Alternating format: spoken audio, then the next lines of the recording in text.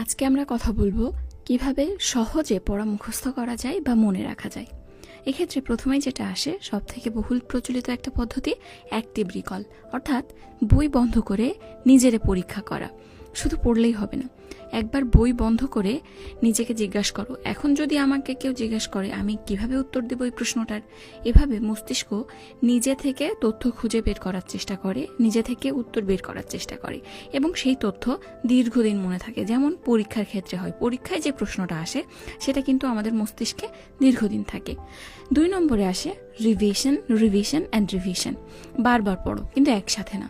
ধরো তুমি একদিন পড়তে বসে একটা line at the same time 10 বার পড়েছো।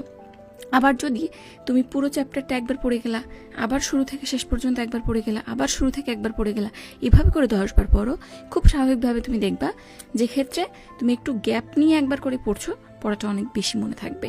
এবং সেকেন্ডারি রিভিশন, অর্থাৎ তুমি আজকে যেটা পড়ছো 3 দিন পর সেটা রিভাইজ করবা, এরপর আবার সেখান থেকে 7 দিন পর, তারপর সেখান থেকে ধরো 15 দিন পর, তারপর আবার 1 মাস পর, এভাবে বারবার গ্যাপ রেখে রিভিশন করলে পড়াটা স্থায়ী মেমোরিতে চলে যায়। 3 নম্বরে আসে ভিজুয়ালাইজেশন বা ছবি কল্পনা করা। তুমি যেটা পড়ছো তার একটা ছবি মনের ভিতরে তৈরি করে ফেলো। আমরা চোখে যেটা দেখি সেটা কিন্তু দীর্ঘদিন মনে থাকে।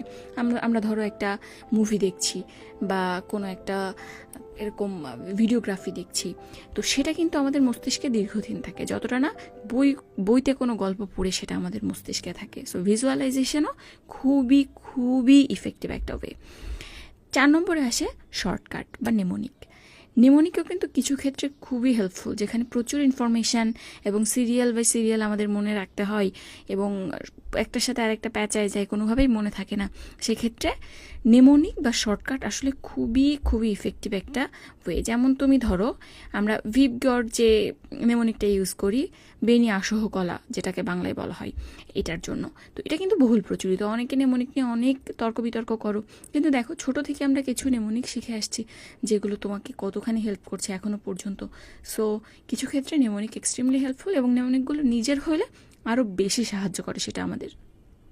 5 নম্বরে যেটা আসে টুকরো টুকরো করে ভাগ ভাগ করে পড়া।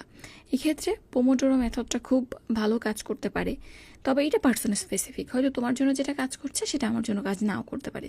সেই ক্ষেত্রে অবশ্যই নিজেকে যেটাতে সুইটেবল লাগে সেটা অ্যাপ্লাই করবে।